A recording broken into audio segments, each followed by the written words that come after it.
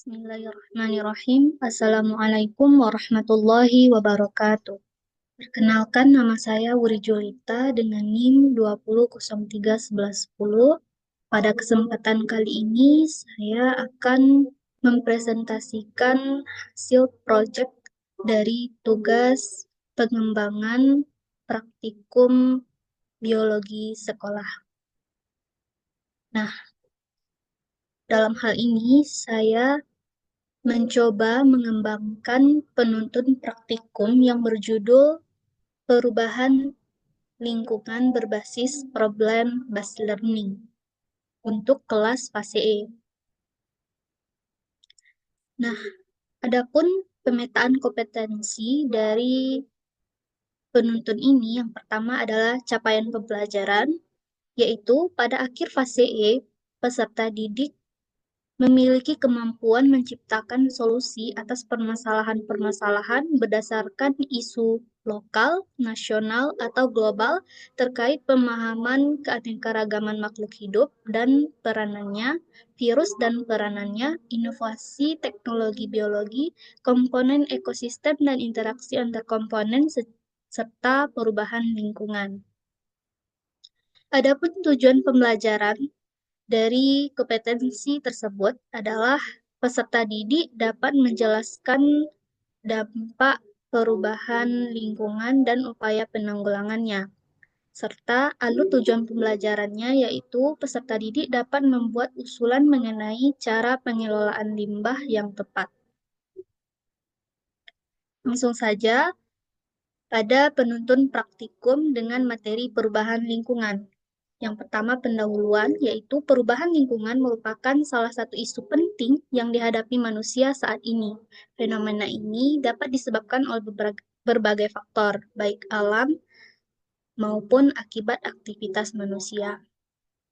Dalam praktikum berbasis problem-based learning, peserta didik akan diajak untuk memahami dan mencari solusi terhadap permasalahan perubahan lingkungan melalui pendekatan yang holistik dan inovatif.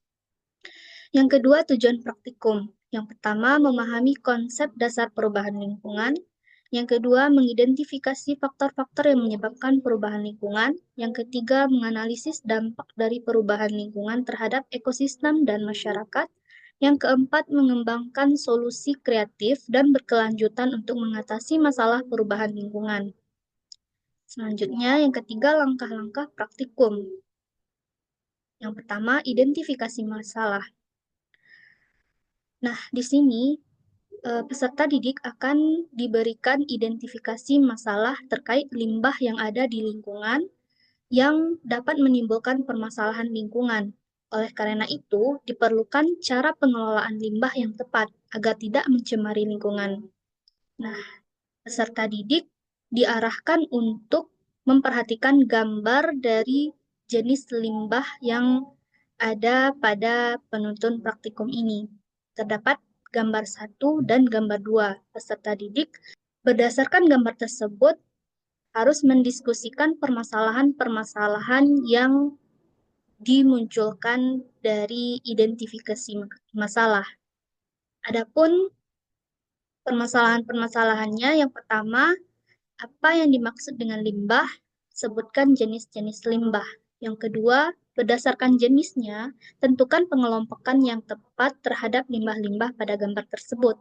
Yang ketiga, bagaimana gagasanmu mengenai cara pengelolaan yang tepat terhadap limbah-limbah pada gambar tersebut? Jelaskan. Yang kedua, yaitu pengembangan solusi. Nah, berdasarkan hasil diskusi, peserta didik diarahkan atau dituntut untuk membuat poster berdasarkan gagasan yang telah dirumuskan. Nah, poster ini berisi tentang ajakan untuk mengelola limbah yang ada di lingkungan sekitar. Yang ketiga, penyajian hasil. Yang pertama, peserta didik mempresentasikan hasil posternya di depan kelas menggunakan bahasa yang santun. Yang kedua, peserta didik meminta bapak atau ibu guru dan teman-temannya memberikan tanggapan terhadap hasil poster tersebut. Yang ketiga, Peserta didik mengumpulkan hasil posternya kepada Bapak atau Ibu guru untuk diberi penilaian. Yang keempat, peserta didik mendokumentasikan poster tersebut dalam bentuk foto atau video, lalu mengunggahnya ke akun media sosial. Dan tidak lupa pula dikirimkan tautannya kepada Bapak atau Ibu guru dan teman-teman yang lain. Selanjutnya hasil evaluasi. Setelah melakukan presentasi poster, maka langkah selanjutnya adalah mengevaluasi hasil dengan menjawab pertanyaan evaluasi berikut. Yang pertama yaitu apakah poster tersebut efektif dalam menyampaikan pesan pengelolaan limbah. Nah, di sini ada pilihan sangat setuju, setuju, dan tidak setuju. Untuk pertanyaan yang kedua, yaitu apakah informasi yang disajikan akurat dan relevan?